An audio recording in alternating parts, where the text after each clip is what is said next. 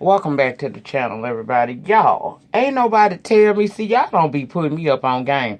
Now, I knew Black Ink Crew Black Ink Crew New York was coming back tonight, but I didn't know it was going to be a 2-hour episode. Bitch, that flew into my Greenleaf time. So this is what I did. I watched the finale episode of Black Ink Crew Chicago. We're going to do that review right now on Spreaker. I'm going to come back on a separate Spreaker and do episode 1 of the 7th season of Black Ink Crew New York. Tomorrow, we still going to church because I want to talk about Greenleaf because whether y'all know it or not, I don't know if you paid attention, but Greenleaf ain't coming back on for 2 weeks. They gone until the 1st of October. So we going to talk about that. We going to go to church tomorrow.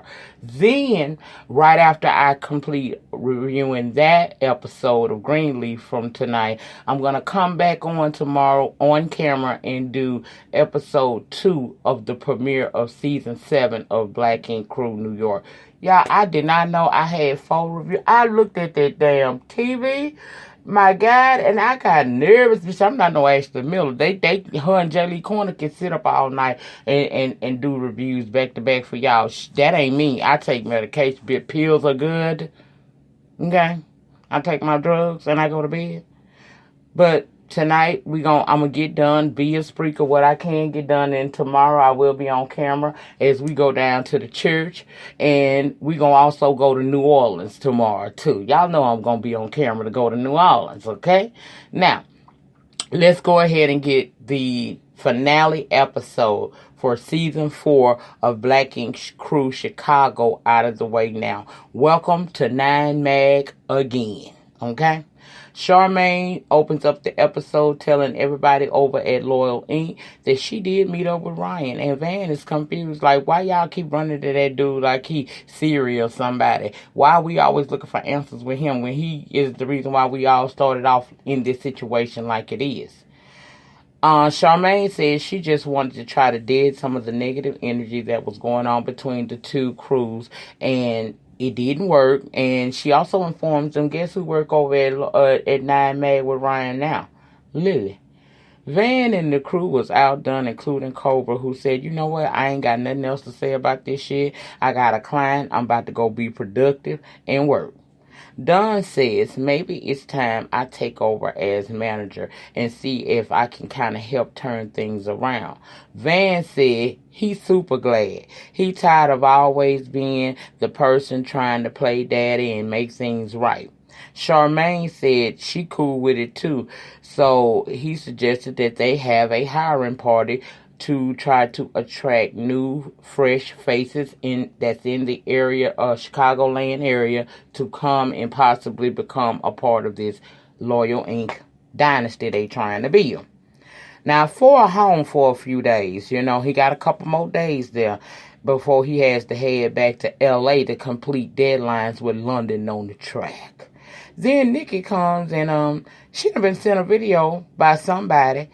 And it's a video of 4 nude that he done sent to some female.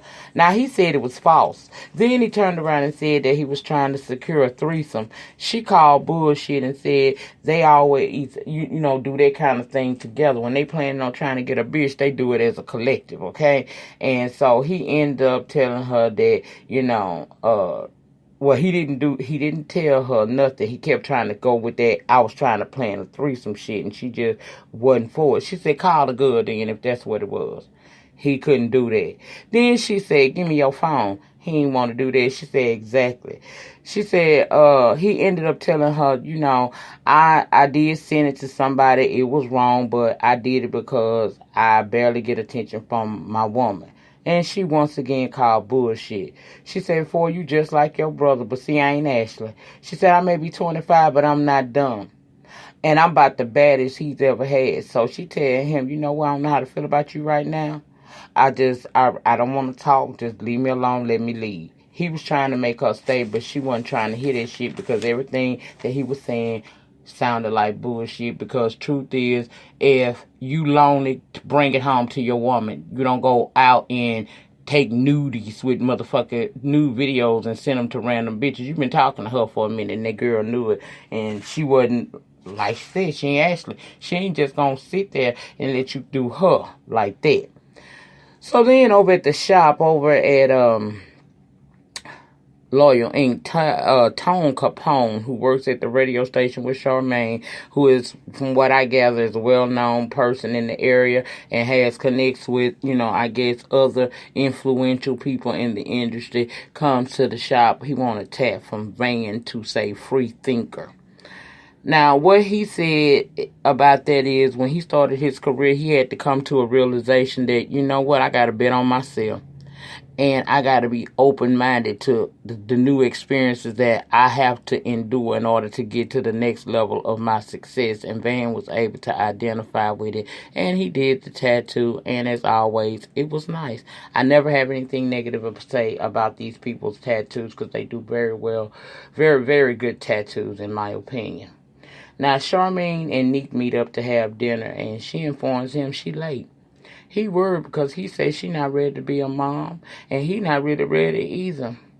She said, well, you might have to hurry up and go on and get ready because I feel like we are ready, and my period is always on time, so the fact that it's late makes me somewhat concerned. He said, I tell you what we're going to do. Before we go any deep with this conversation, we just going to go on and get a test done to make sure that you ain't pregnant or that you are pregnant. Then we see Ryan and Ford riding and talking, and Ford saying that, he's supposed to be going back to L.A. in a couple of days, but with Nikki now moved out and not answering his calls, he don't know if he should go. Ryan said, well, he gonna have to work on it because she hurt and trust has been lost. Then he started telling Ford about how important he is to him and how he appreciates the fact he never judged him. And Ford said, I always felt loyal to you, Ryan, even when I was over there at Loyal Inc. I always had a level of respect for you and I still supported you. Ryan said he gonna be opening his shop soon. And then goes on to tell Ford, you always welcome to come. Now, I know you're doing your music thing, but if ever you want to, it's always a place. And Ford said that he probably would do that, but he would probably want to work like more on the back end of things. And Ryan was cool with that because he said he's always nine made. Then he noticed that, man, where the hell we at? Why we here? Because they right there at the side of the Loyal Inc. Ryan said, well, the building owners are thinking of selling. And they reached out to me, and I'm going to entertain a meeting with them, possibly buy it and did that Loyal Inc. thing. Ford said that's pretty cold. Ryan said, but how do you think how you think it felt to me the way they did me? Ford said, Dunn not going to appreciate what Ryan doing, but he going to still stand with his boy. I said, that's kind of fucked up. Now, I'm all for, playing checkers on a bitch that's I'm playing chess on a bitch that's playing checkers. But, girl, it's just too much. It's too much. And Ryan can do whatever the hell it is he needs to do. But I kind of feel like Ford should at the very least, kind of put his brother up on what could be going on so that he's not blindsided, but to each his own. Ryan goes into this meeting with these people and tells the cameras to let him do it alone. No cameras, right? So the next thing we see is Loyal Inc. having their hiring party. Charmaine ain't pregnant. And since she's going to turn up. And they got a few folks in there applying for work. And Don said he wanted to bring the best and the brightest to the shop. So they're going to go through these people and see what's good. Charmaine was interviewing this guy who said that, he had did some high-end clients before. But the nigga turned around and said he got fired from his last job for stealing chicken. Girl, what the... Then it was this female piercer they interviewed, and the bitch was weird as hell. She talking about getting people nipples hard for piercing and offered to pierce Dunn's scrotum. Then in comes Ryan and his little new 9 Mad crew, and he said he don't have to have an invite because he now owns the lease. Ryan said he spoke with the building management and they settled issues, and he's aware that they've been having some issues per Lily. Ryan said that he spoke with managers. They not feeling what's going on with the current lease over with the Loyal Inc. people. In fact, the lease is up. And that he decided that he would solve that problem. He took it upon himself to I guess he either bought the lease for the building or else he leased the entire building. Either he bought the building or he leased the whole building. Anyway, he's saying that welcome to Nine Meg, to stun faces from the Loyal Inc. folks. Lily pussy ass there. You know, she gloating and shit. And Don is super pissed with Ford. And Ford knows it.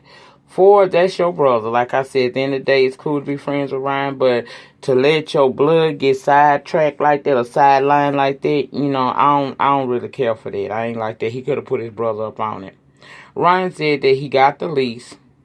Don goes to talk to Lily. She started acting like he raising his voice, and he was talking to her just as calm. Ryan seeing tells Don that he owns the lease, it's Nine Meg, and anybody that don't like it don't have to work under the umbrella.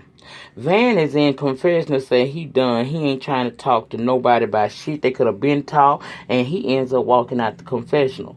Ryan said he's not arguing with nobody. Just everybody needs to know that this Nine Meg now, and he goes to leave. He said he been hearing take over this and take over that since the split. Now, no one will destroy Nine Meg. It's a spirit and will live forever. And that's where that shit cut off at. Girl, that's a hot damn mess. That's a hot damn mess. I ain't mad at him for what he did, because again, like I said, when you gotta be careful when you playing checkers. When you playing chess and a motherfucker is smart playing checkers, you gotta expect some shit to happen. But that brought the season 4 to an end of Black Ink Crew Chicago. If they gonna return, I appreciate if they will return with a better storyline than this, child, because this was a lot, people. And I guess it became a lot because I'm knowing that based off social media and other things that I'm privy to, that some of this shit is really these relationships got fucked up bad. They really did. And it really wasn't over something that should have destroyed them. Everybody needs to take some ownership, but that was it, y'all. Y'all can let me know what y'all think about that. I can't even stretch this shit to 15 minutes. That's it, y'all. The depth of your struggle will determine the height of your success. In the meantime, in between time, please remember to rate the video, comment down below in the comment section, subscribe to the channel for the free 99 if you haven't already, and if you would like to share the video, feel free to do so. I'll see you guys back momentarily for Black Ink Crew New York Season 7 open premiere. Peace.